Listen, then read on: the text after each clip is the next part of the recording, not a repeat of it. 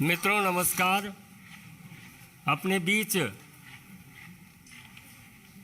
Bharatiya Janata party के राष्ट्रीय महामंत्री, पूर्व मंत्री माननीय विनोद तावरे जी आपको संबोधित करेंगे।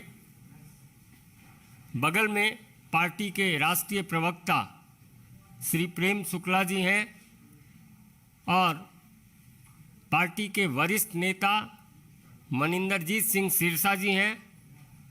माननीय प्रधानमंत्री जी के नेतृत्व में निरंतर उनकी विकास यात्रा में देश के वरिष्ठ नेतागण पार्टी की सदस्यता ग्रहण कर रहे हैं। उसी क्रम में मैं आग्रह करूंगा अखिल भारतीय कांग्रेस कमेटी के वरिष्ठ नेता तरविंद सिंह मारवाह जी को माननीय विनोद तावरे जी पार्टी की सदस्यता ग्रहण कराएं, सदस्यता पत्र दें और पुनः आपका संबोधन होगा।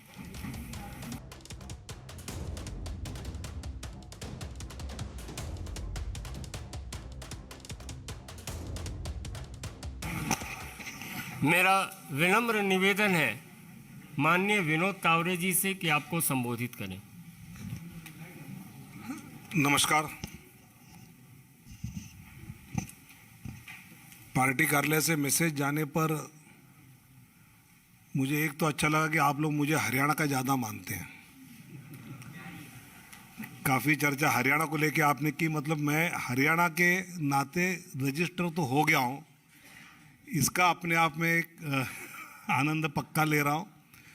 लेकिन जब मंत्री था तब हरियाणा का प्रभारी था, अभी महामंत्री हूँ, इसलिए हरियाणा के अलावा बाकी प्रदेश के भी कुछ न कुछ दायित्व पार्टी के आते हैं। और उसी दायित्व में आज तरविंदर सिंह मारवाह जी जो 3 बार दिल्ली से विधायक रहे हैं, पार्लियामेंट्री सेक्रेटरी भी रहे हैं, यूथ कांग्रेस के महासचिव रहे, दिल्ली प्रदेश कांग्रेस के वाइस प्रेसिडेंट रहे, मौजूदा दिल्ली सिख गुरुद्वारा प्रबंधक कमेटी के अभी मेंबर हैं, केंद्रीय गृह सेवक सभा के अध्यक्ष भी रह चुके हैं और 1998 से 2013 तक दिल्ली विधानसभा के सदस्य भी रहे। ऐसे एक सीनियर राजनीतिक नेता आज भारतीय जनता पार्टी में उन्होंने प्रवेश किया है। मैं राष्ट्रीय अध्यक्ष जगत प्रकाश नड्डा जी की ओर से, दिल्ली के हमारे सभी कार्यकर्ताओं की ओर से तरविंदर जी का बहुत बहुत पार्टी में स्वागत करता हूं और उनकी क्षमता के अनुसार पार्टी तो उनको दायित्व देगी ही, लेकिन पार्टी में वो जिस विचार से आए हैं, मुझे लगता है कि आम व्यक्ति की सेवा करने के लिए पार्टी को उन लोगों तक पहुंचाने में तरविंदर जी कामयाब रहेंगे, पार्टी को मजबूत करेंगे और पार्टी के द्वारा जनता के लिए जो करना आदरणीय प्रधानमंत्री मोदी जी को अपेक्षित है वो करने में वो कामयाब रहेंगे। यही मैं उनको शुभकामनाएं देता हूं और तरविंदर जी को अनुरोध करता हूं कि वो अपना मनोगत व्यक्त करें। सबसे पहले तो मैं प्रधानमंत्री जी नरेंद्र मोदी जी का, नड्डा साहब जो हमारे राष्ट्रीय अध्यक्ष हैं और अमित शाह जी का, और साथ ही विनोद तावरे जी जो कि राष्ट्रीय महासचिव हैं, शुक्ला जी, और साथ ही मेरे छोटे भाई सिरसा जी जिनकी प्रेरणा से और उन्होंने काफ़ी दिनों से कह रहे थे, तो मैं सभी का धन्यवाद करता हूं कि आपने मेरे को इस पार्टी में शामिल किया। इसके लिए मैं आप सबका आभारी हूं और धन्यवाद करता हूं। मैं भारतीय जनता पार्टी में आज शामिल हुआ हूँ और मैं आप लोगों को, तावरे जी को विश्वास दिलवाता हूं कि जब तक मेरे प्राण हैं मैं आपकी पार्टी की सेवा करता रहूंगा, बिना पद के, लालच के। मैं अपनी भावना से आया हूं, क्योंकि मेरे को पिछले चुनाव में भी अमित शाह जी ने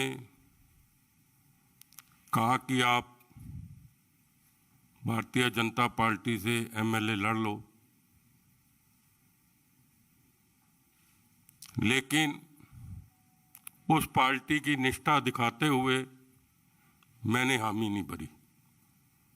लेकिन आज सवाल जो उठ रहा है, मेरे को बड़ा दुख से कहना पड़ रहा है कि मैंने इस पार्टी के लिए क्या नहीं किया। अपना सारा जीवन कांग्रेस पार्टी के लगा दिया, अपनी जवानी लगा दी। मैं डीएवी कॉलेज में प्रेसिडेंट, एग्जीक्यूटिव काउंसलर भी रहा।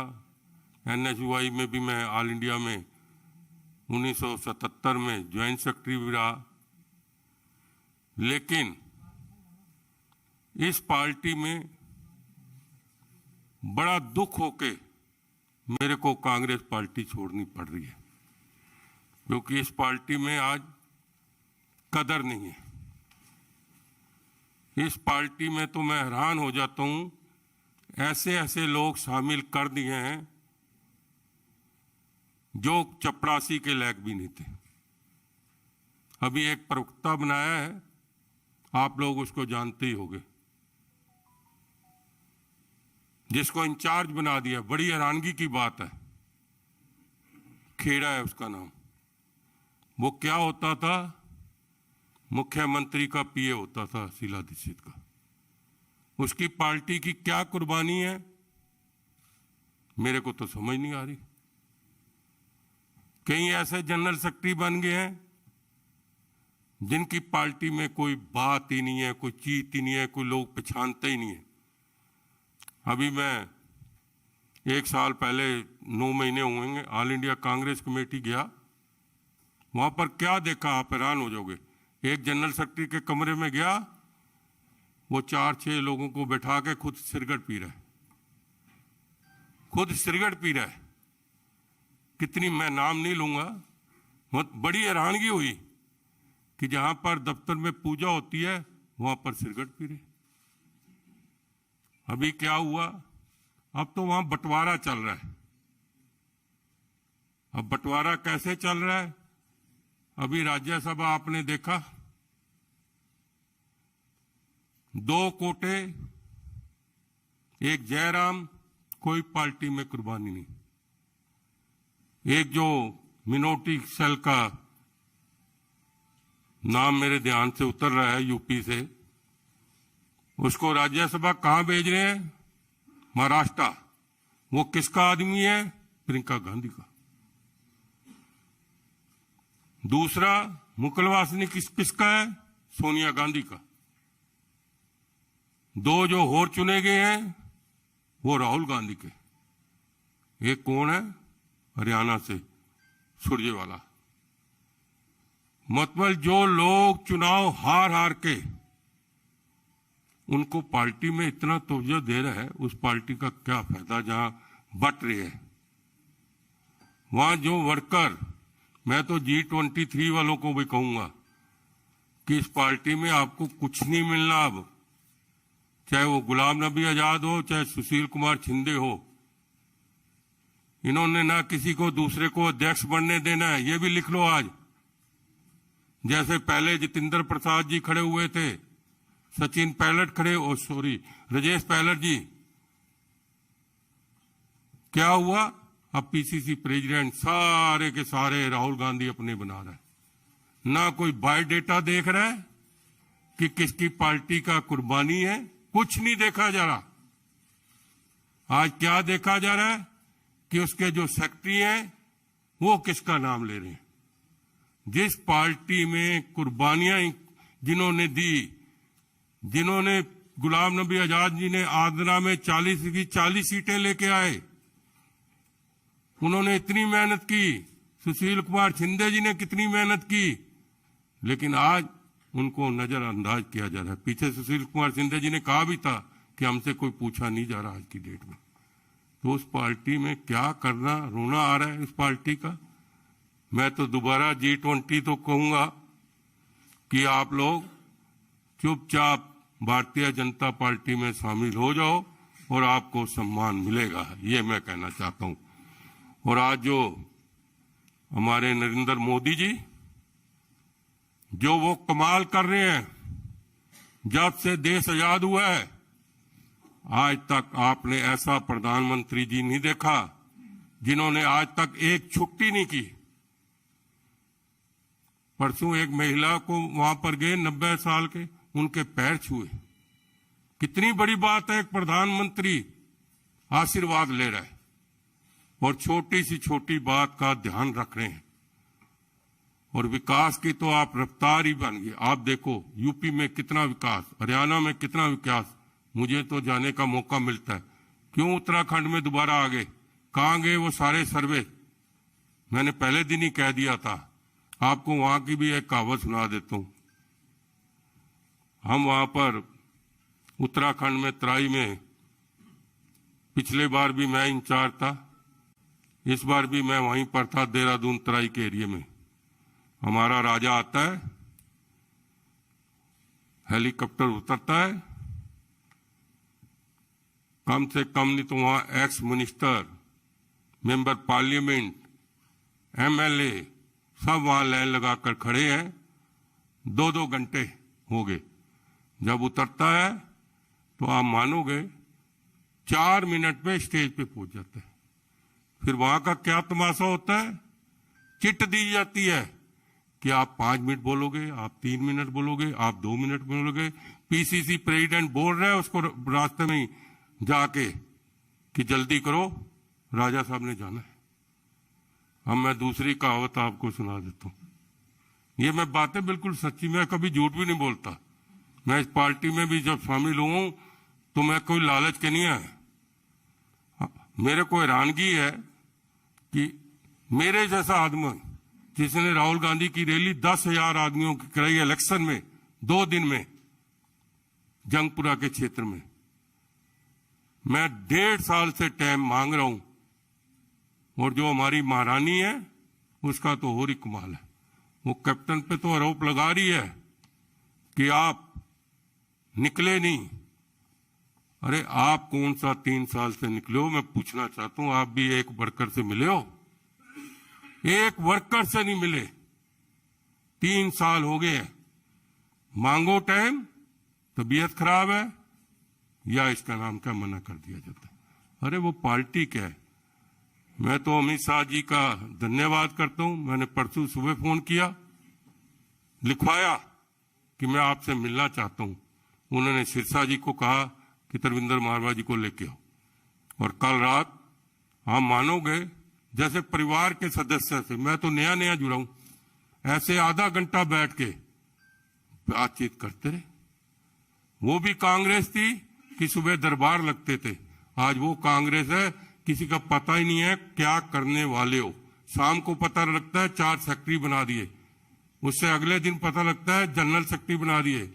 अभी अभी ताजी बात है, एक दिन अखबारों में आता है जय राम को प्रवक्ता बना दिया, 2 दिन के बाद अखबार में आता है कि पवन खेरा को बना दिया। मतलब ये कहां का है।